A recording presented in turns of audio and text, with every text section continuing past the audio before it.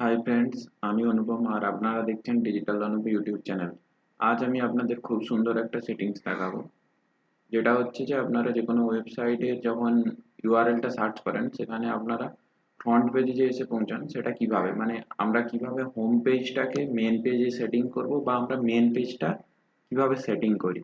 তার জন্য আমরা যে কোনো একটা ওয়েবসাইটে চলে আসবো, সেই ওয়েবসাইটের আমরা যে ইউআরএলটা আছে সেটা আমরা একবার দেখে নেব যে এটা কেমন দেখাচ্ছে। এখানে যেমন আমি একটা ওয়েবসাইটে এসেছি, meetonup.banerjee.com। আমরা এই ইউআরএলটাকে সবার প্রথমে আমরা কপি করে নিচ্ছি।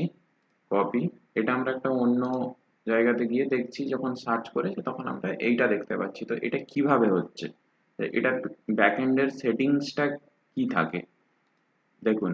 এটার সেটিংসটা হচ্ছে যে আমরা ওয়ার্ডপ্রেসে চলে এসেছি, সেখান থেকে আমরা যাব সেটিংস, সেখান থেকে যাব রিডিং। রিডিং এ আসার পর দেখুন এইখানে আছে ইওর হোম পেজ ডিসপ্লে। এই হোম পেজ, এই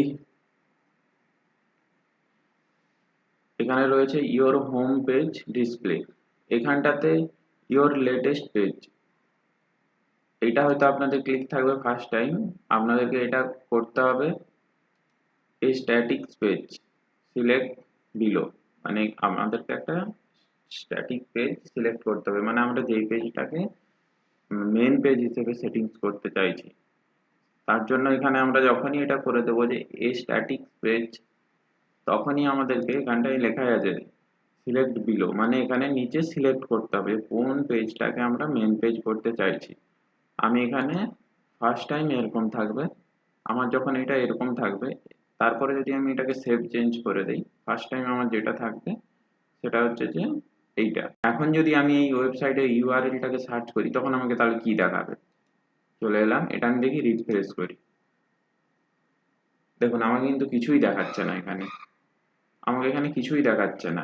এবারে আমি যদি হোম পেজ বা মেন পেজটাকে সেটিংস করি, তার জন্য আমাকে কোথায় যেতে হবে? সবার প্রথমে আমরা যদি এরকম থাকি ড্যাশবোর্ডে, সেখান থেকে আমাদেরকে আসতে হবে, সবার নিচে দেখবেন একটা সেটিংস আছে ওয়ার্ডপ্রেসের, এটা সেটিংস। সেটিংস থেকে আসতে হবে রিডিং। রিডিং এ এলাম, রিডিং এ আসার পরে ইওর লেটেস্ট পেজ, লেটেস্ট পেজটা সেটিংস না রেখে আমাদেরকে এখানে করতে হবে এই স্ট্যাটিক পেজ। স্ট্যাটিক পেজটা সেটিংস করার সঙ্গে সঙ্গে আমাদেরকে একটা এরকম দেখাবে, যেখানে আমাদেরকে একটা সিলেক্ট করার অপশন দেখাবে হোম পেজ। এই হোম পেজটাই আমাদের মেন পেজ হবে, বা হোম পেজটা আমাদের ইউআরএল এর ল্যান্ডিং পেজ হবে, মানে আমরা যখন ওই ওয়েবসাইটে ইউআরএলটাকে সার্চ করব, আমাদেরকে এটা করার পরে এখানে সেভ চেঞ্জ করতে হবে।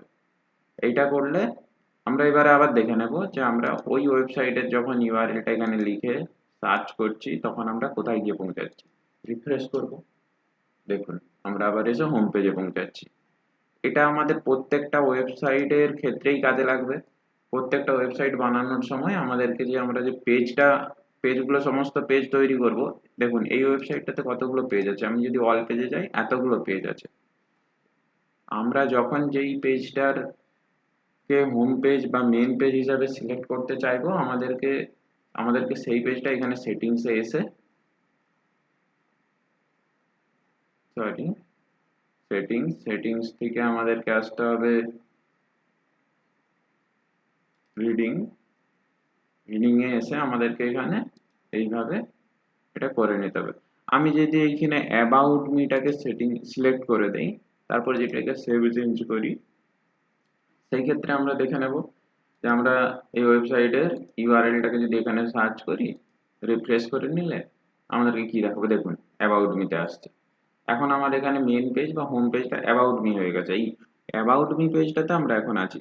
দেখুন এবার যদি হোম পেজটাতে ক্লিক করি, তাহলে আমরা এসে হোম পেজটাতে পৌঁছাচ্ছি। অ্যাবাউট মিতে ক্লিক করলে অ্যাবাউট মিতে এসে পৌঁছাচ্ছি।